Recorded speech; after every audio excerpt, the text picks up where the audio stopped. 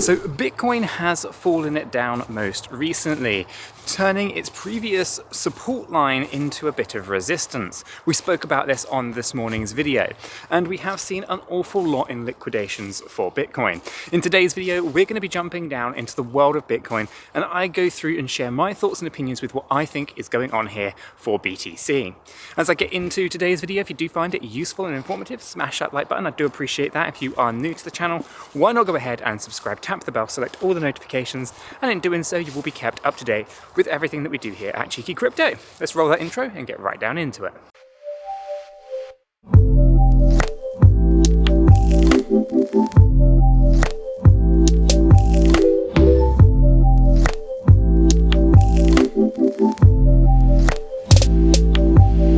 Hi and welcome back to the channel. Welcome back to another walk and talk where I grab the camera, get away from the desk and start talking to you guys in a raw, uncut way, or at least as much as I can get away with cutting, about cryptocurrency, what's going on in the space and all that good stuff. And today we are going to be discussing Bitcoin. We recently saw Bitcoin push down. Now, it's quite unfortunate, but it was a bit of an inevitability, right? Now, this is not to say that I do not expect price to go back up. At the point of recording this video, we've just gone down into a new local low, but I do see us with a bit of a bounce up towards $44,000 once again. I suspect that we probably will be holding out on that $40,000 level, but ultimately we'll bounce up and then retrace down, and I do suspect that we are going back down towards $30,000. Now, with the Bitcoin volatility that we've seen recently, we have seen another $40 million in liquidations for BTC. Ultimately, this is about 42% long positions, and the remaining part is your short positions. Ultimately, a lot of retail investors are really bullish on the market, and I get it, I do, but ultimately nothing moves in straight lines. And so we've seen a lot of retail investors kind of gambling on the market, putting their leverage positions in, and unfortunately getting liquidated. This comes down to pretty standard risk management, where people are, maybe going for a bit too much leverage, not enough margin, and they're really tight stop losses, and they get wiped out very quickly. And so what you've seen most recently is another 40 million in liquidations. This is pretty common. Market makers love this kind of stuff. And there are strategies around liquidity hunting, order block hunting and stuff like that. And I think that's really what we've seen. We've seen a very corrective pattern. So I know it's short term. We're not going down here for a long period of time. I think we will be bouncing back up, and we'll see the opposite yet again, with a lot of people now layering in their short positions, and they'll also get wiped out as price retraces back towards 44,000.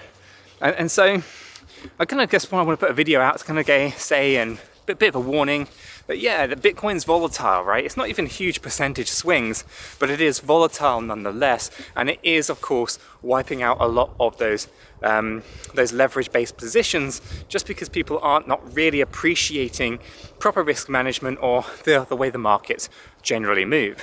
Now, ultimately, I'm still in my short position, and I intend to hold my short position down towards $30,000 because I have a lot of faith that that is what is going to happen here. I'm not likely to get liquidated, not without new all-time highs, and so I'm very well positioned in that short. I'll hold it for months if I need to.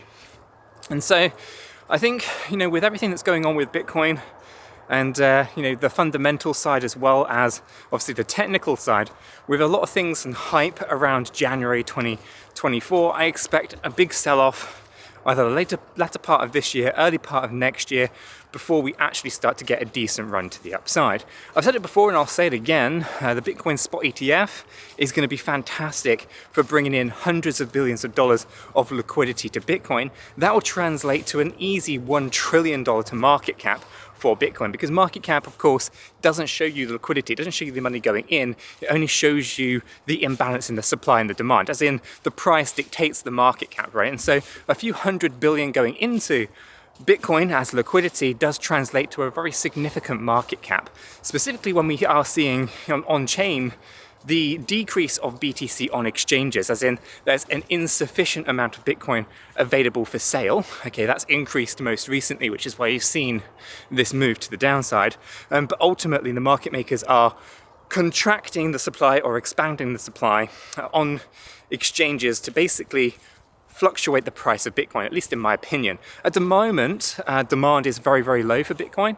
And so we haven't really got an awful lot of new investors looking at BTC just yet. I think that will come next year when we have the Bitcoin halving event. That's usually very good at getting eyes on Bitcoin and on crypto, but it won't in itself have a direct impact to the supply demand, but it may bring the demand in, which will of course impact on supply demand. So I think with the Bitcoin halving event happening, I think it's end of March, beginning of April 2024, it's going to be a pretty interesting point for Bitcoin.